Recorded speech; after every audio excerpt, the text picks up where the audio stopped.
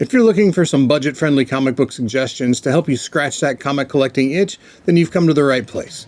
Join me for another top 10 comics list full of interesting or otherwise overlooked books that you can bring home for $20 or less. Let's start the list off with what is probably the coolest Green Lantern cover that I've ever seen, Green Lantern 195.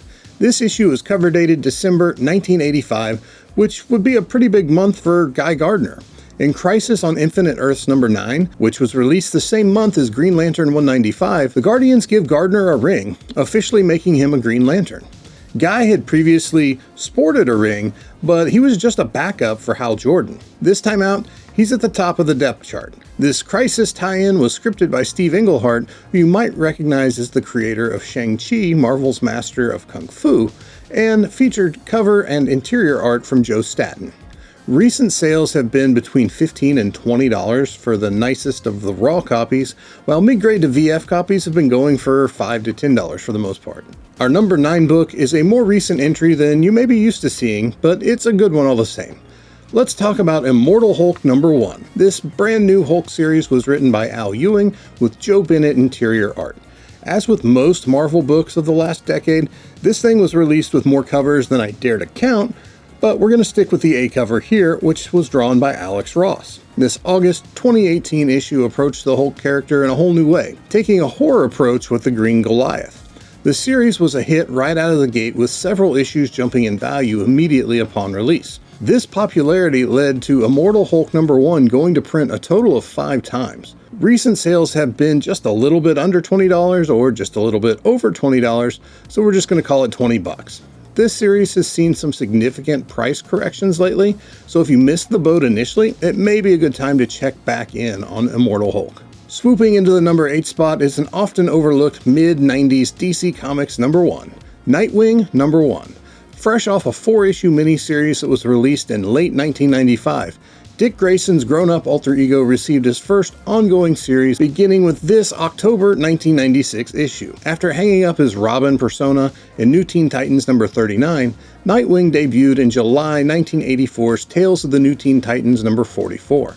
12 years later, not only does he land his own series, but it comes in hot with what is probably the best Nightwing cover of all time. One look at this cover and you can tell instantly that it was the mid-90s. Not wanting to crowd the embattled streets of Gotham with too many heroes, Nightwing number 1 introduces us to Bloodhaven. This is where Nightwing plants his flag as a crime fighter. Bloodhaven is said to be just about a 30-minute drive away from Gotham City, which is nice. You know, you're close enough to make a quick trip back for the holidays, but far enough away that you don't have to worry about your parents stopping by unannounced. Oh, never mind.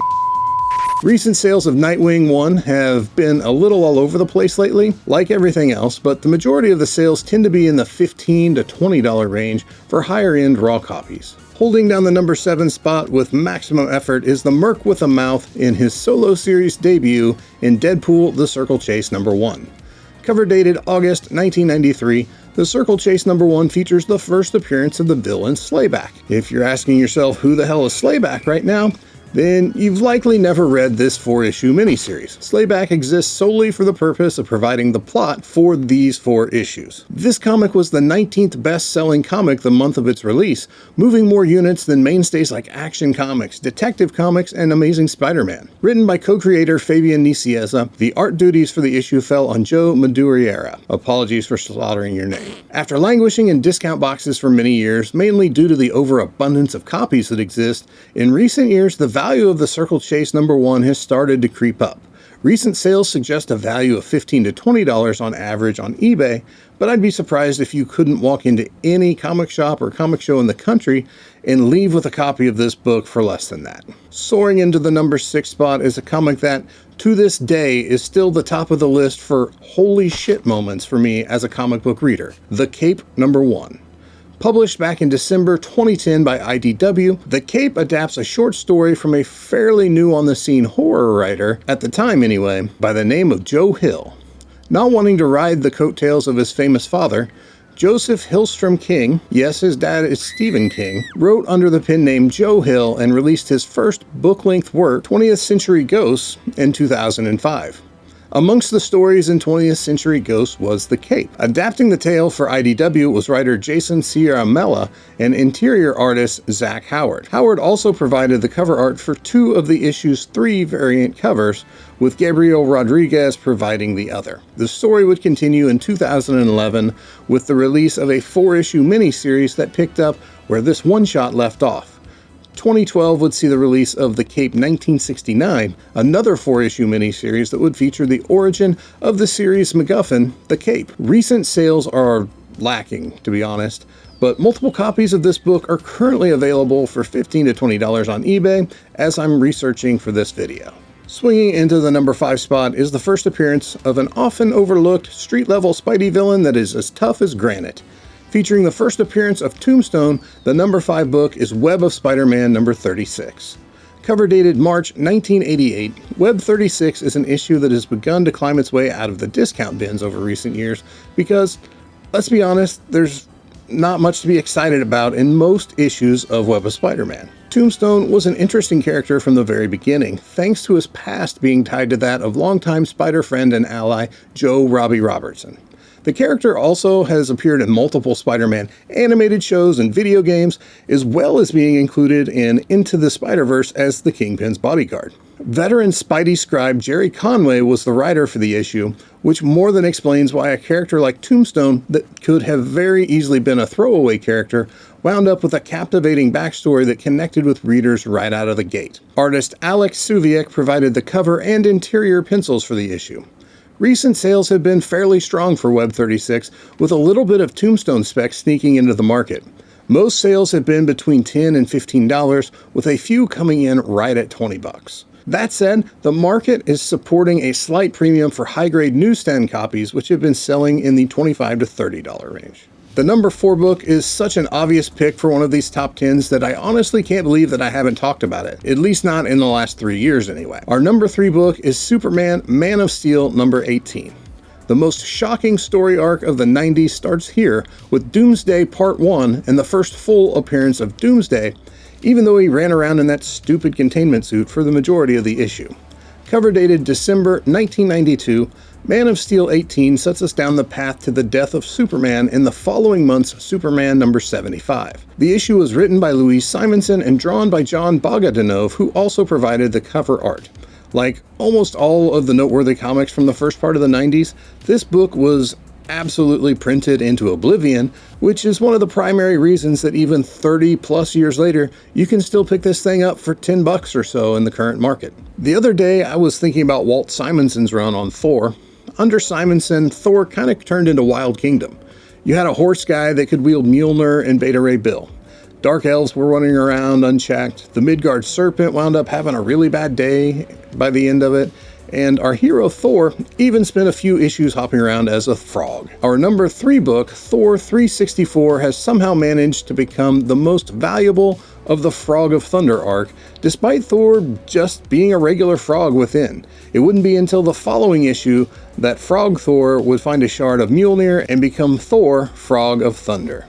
Cover dated February 1986, Thor 364 is all Walt Simonson. Cover, interior, story, inks, you name it. Though he did let someone else do the colors and the letters, but that was pretty much it. This February 1986 issue hails from the later years of Simonson's run that would conclude a year and a half later with the release of Thor 382.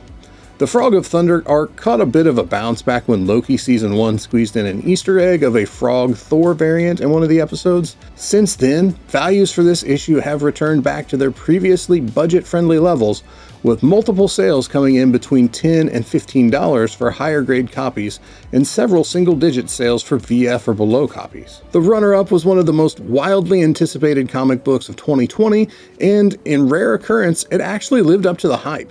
With an announcement earlier this year that a live-action movie adaptation was being planned, the value for the first print went wild, so for those of us who are on a tighter budget at the moment, we're focusing in on Teenage Mutant Ninja Turtles The Last Ronin number 1, second print. Published in December 2020, this second printing hit the market in force, shipping out a reported 50,000 copies, following the instant sellout of the first printing, which sold out before it even hit the stands. When the first print was released, LCSs had their orders allocated, and many were restricting the number of copies that customers could buy. It was peak FOMO in the middle of the pandemic comic boom. The Last Ronin was written by Kevin Eastman, Peter Laird, and Tom Waltz, and was based off of a story concept that Eastman and Laird had developed back in the Turtles' heyday. The interior art was a bit of a team effort with artists like Kevin Eastman, Isu Escorza, Isaac Escorza, and Ben Bishop all contributing. The cover art, which is just a recolored variant of the first printing's cover, was drawn by Iseu Escorza. Sales of the second print are a little sparse right now, but the FMV seems to be floating somewhere between $10 and $20 at the moment, which when you compare that to the $100 plus a first print is going to cost you, it's not so bad. Topping the top 10 comics on a $20 budget for the spring of 2024 list is X-Men number 53. This is a book that I cannot pass up whenever I find it at a good price. When I was a kid, the Onslaught saga was sweeping through the Marvel Universe, and I never managed to find a copy of this book at the time. Maybe that's why I can't resist it now. Onslaught makes his first full appearance here in X-Men 53, and after the happenings at the end of X-Men 97's first season, the table is set for this colossal baddie to show up in the show's second season. Cover dated June 1996, X-Men 53 may well be one of the poster children of flashy but soulless comics of the 90s, but there are a lot of us in the hobby that can't help but feel the tug of nostalgia with books like this. Hailing from the Kubert era of X-Men issues, Andy Kubert is on board handling the art duties for X-Men 53, while Mark Waid provided the script. Recent sales for this issue have been decent, with most tending to range from $15 to $20, but some savvy buyers have definitely been able to check this one off of their lists for well under $10. Thank you for checking out this last budget-focused top 10 as we wind down the spring 2024 series. Next up on the content calendar is the big top 10 comics list, which will close out the spring of 2024. I'll be shifting straight into the summer top 10s after the big top 10 for spring, so stay tuned to the channel if you enjoy my top 10 lists. Be sure to hit the like button and subscribe to the channel so that you never miss out on any of my latest videos. Collect responsibly, and I'll see you in the next video.